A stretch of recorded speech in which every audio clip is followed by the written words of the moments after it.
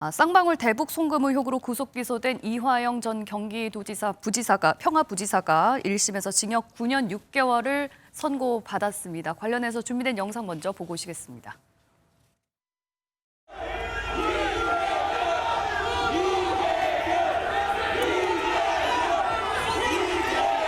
오늘 이화영 전 부지사 1심 선고인데 한 말씀 부탁드립니다. 검찰은 대표님을 공범으로 보고 있는데 한 말씀 부탁드립니다. 김건희 여사 소환조사 필요하다고 보십니까? 네, 법원이 쌍방울의 불법 송금 의혹에 대해서 결국에는 사실로 인정한 셈이 됐습니다. 송영훈 대변인님, 9년 6개월이라면 상당한 중형일 텐데 재판부의 판단 배경 어디에 있다고 보십니까? 이화영 전 부지사가요. 그동안의 재판 과정에서 도저히 이해할 수 없는 태도를 많이 보였죠. 그 재판정에서 그 이화영 전 부지사의 배우자가 와서 이화영 부지사에게 호통을 치기도 하고 그러면서 배우자가 변호인 해임서를 내는 바람에 해임 사임 논란으로 2달간 재판이 공전이 되고 또 그다음에 바뀐 변호인이 재판부 기피 신청해서 66일 동안 재판이 중단이 됐습니다. 그다음에 이제 마지막에는 문제의 술판 논란까지 들고 나왔고 그런 것들이 복합적으로 작용해서 징역 9년 6개월이라고 하는 중형이 선고됐다고 보기에 충분한 것 같습니다. 재판부가 선고를 하면서 수사부터 재판에 이르기까지 일관되게 납득할 수 없는 변명으로 범행을 부인하고 있다. 이렇게 얘기를 했거든요. 제가 그 수원지법에 가서 직접 선고를 들었는데 어제 직접 참석을 하셨다고요? 그렇습니다. 그래서 그런 문장이 들어가게 된 배경에는 재판부의 어떤 그런 종합적인 판단이 이면에 있는 것이 아닌가 저는 그렇게 이해합니다. 사실 이제 앞서 잠깐 봤던 것은 이재명 대표가 이제 본인 대장동 배임 혐의와 관련돼서 본인 이제 출석하는 그런 상황에서 기자들이 막 물어보는 것이었는데 어제 이화영 전 지사 이 1심 판결에서 주목되는 부분은 이 쌍방울이 대납해 준 그 돈이 경기도의 대북 사업 플러스 당시 경기도지사 이재명 지사가 방북하기 위한 약간 조건성으로 준 거다라는 그 부분이거든요. 사실 제일 중요한 부분이. 이거는 이재명 대표에게 어떤 혐의가 있다라는 것을 1심 재판부가 좀 상징적으로 언급해 준 건가요? 상당히 시사했다고 봐야 되겠죠. 왜 그러냐면은 이 300만 달러 부분은 이재명 대표의 방북 대가, 당시 경기도지사죠. 방북 대가라고 재판부가 인정을 한 것입니다. 그러면서 300만 달러 중에 200만 달러는 조선노동당으로 들어갔다고 했고, 이제 100만 달러는 리오남이 받았다고 그렇게 했는데, 그 이화영 전 부지사 측의 주장은 뭐였냐면 김성태 회장 본인이 방북하기 위한 것이었다. 이렇게 주장을 했는데 재판부가 그걸 배척했어요. 배척하면서 김성태 회장이 이미 500만 달러 낸 마당에 300만 달러를 더 낼 이유가 없다. 그렇게 설식을 했고 사실 그래서 이 부분은 결국 방북 대가라고 하는 것이 인정이 됨으로써 이재명 대표에게 앞으로 남아있는 기소, 제3자 뇌물죄 기소를 할 수 있는 구조가 갖춰진 것입니다. 그러니까 공무원이 자신의 직무와 관련해서 부정한 청탁을 받고 제3자에게 뇌물을 공유하게 하면 그것이 제3자 뇌물죄거든요. 그러면 지금 이재명 대표와 이 대북 송금 문제에 있어서는 그 제3자라고 하는 것은 결국 북한입니다. 그래서 이 부분을 그 방북 대가라고 인정을 했다는 것은 이재명 대표에게 대단히 뼈아픈 부분이고 그렇기 때문에 그 이화영 부지사의 변호인들도 그 보석허가 청구 신문기일 때 뭐라고 얘기를 했었습니까? 이화영의 유죄는 곧 이재명의 유죄다 이런 얘기를 했었고 어제 그 두 사람의 변호인 중에 한 명은 재판이 끝나고 본인의 페이스북에 그 육두문자를 올렸습니다. 욕설의 초성을 따서 그렇게 올린 것까지 있었기 때문에 사실은 그걸 보면은 이 재판이 어떤 의미를 가지는지는 충분히 다 전해졌으리라 생각이 됩니다. 이재명 당시 경기지사, 지금 이재명 더불어민주당 대표의 제3자 뇌물 혐의에 대해서 이화영 재판부가 강하게 시사를 한 것이다. 저는 그렇게 해석합니다. 우리 최 의원님은 어떻게 들으셨어요? 이런 1심 재판부의 이재명 대표와의 연관성을 언급한 진술에 대해서, 이게 판결에 대해서. 이재명 대표에게 이화영 전 부지사가 보고를 했느냐에 관해서는 전혀 언급이 없었죠, 판결문에. 그냥 방금 송 변호사께서도 말씀하셨듯이 시사했다 하는 것밖에 없고 그것이 검찰의 수사가 이어져서 추가로 기소될 것이다 하는 예측만 있을 뿐입니다. 특히 이제 여러 가지 판결문의 근거를 보면 한마디로 좀 편파적이고 이 대북 사건, 대북 송금 사건의 본질은 쌍방울이 자신의 계열회사의 주가를 높이려고 어떤 주가 조작 사건을 벌이려고 한 것이 본질인데 마치 방북 비용의 대납 사건으로 검찰이 둔갑시킨 것을 그 근거만을 법원이 편파적으로 인정한 결과 이하영 부지사가 다른 뭐 뇌물죄나 여러 가지 죄와 함께 이렇게 이제 중형을 받았다. 그런 측면에서 보면 어제 같은 재판에서 쌍방울의 부회장은 집행유예로 풀렸습니다. 예. 네. 최소한 공범관계에 있는 쌍방울 부회장은 집행유예를 받고 풀려났고요. 그런데 공범인 이하영 전 부지사는 9년 6개월의 중형을 선고받았다.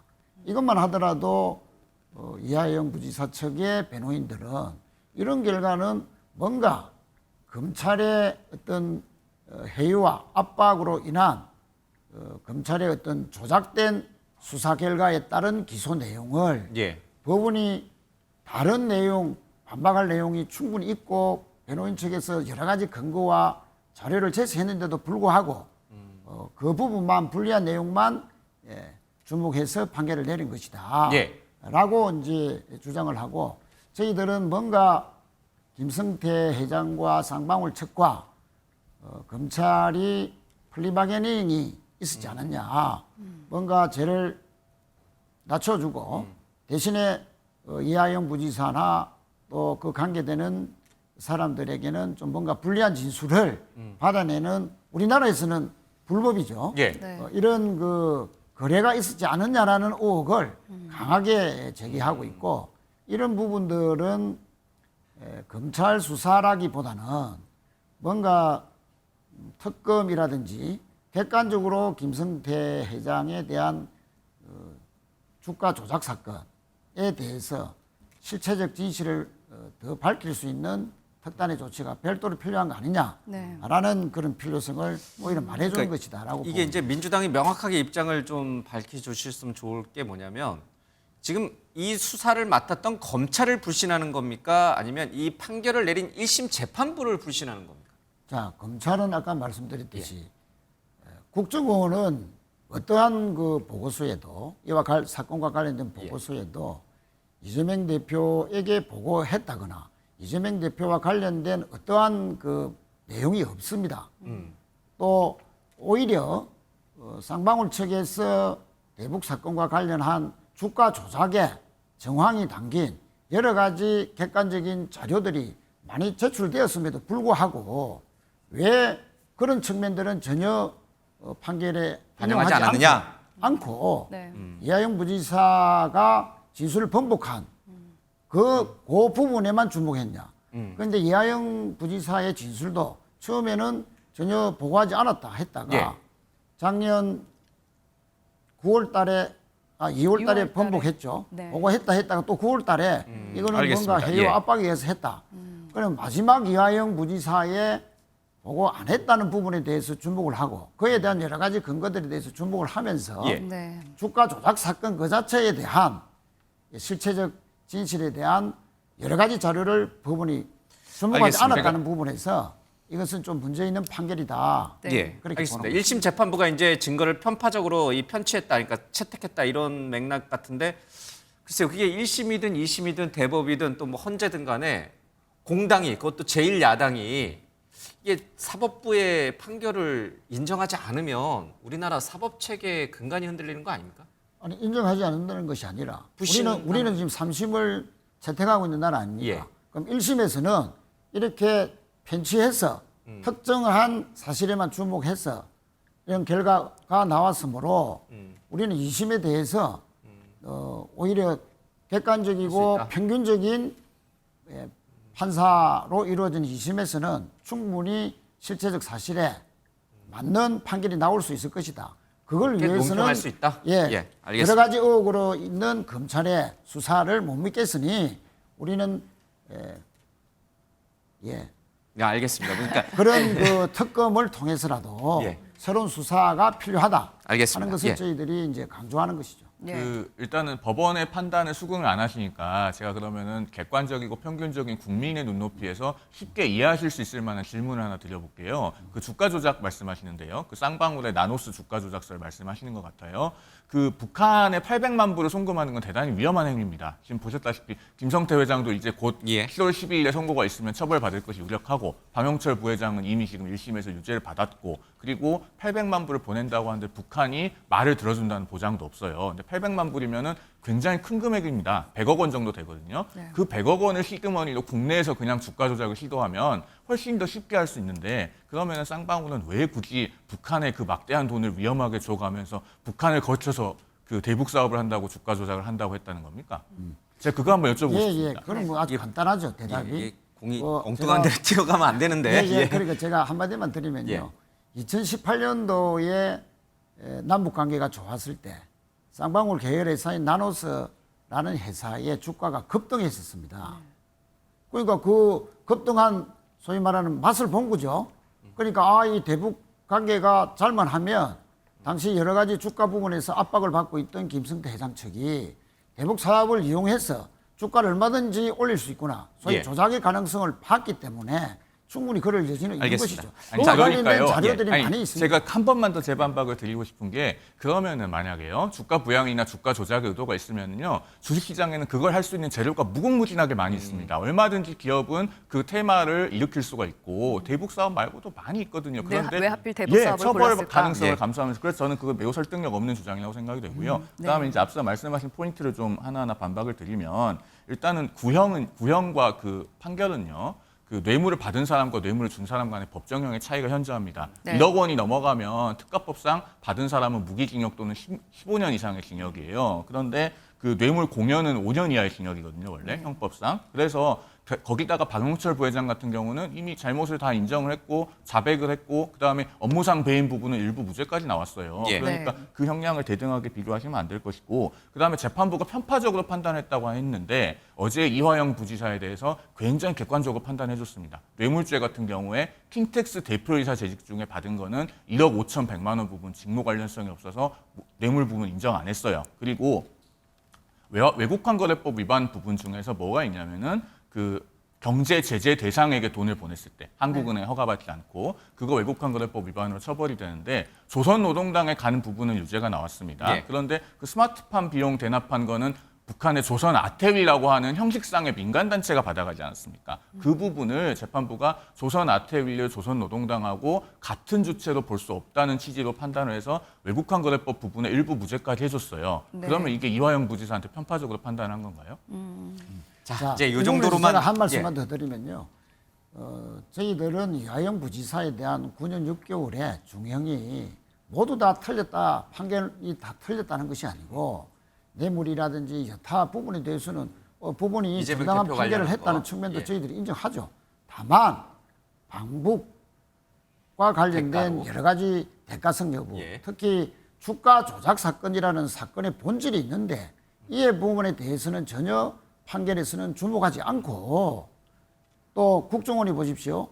국정원이 이 김성태 진술보다도 더 구체적인 박철준이라는 인물이 어떻게 해서 대북 사업을 하게 되고 주가 조작을 하게 됐는지에 대한 상세한 보고가 나옵니다. 예. 그런 부분에 대해서는 전혀 왜 인용하지 않느냐.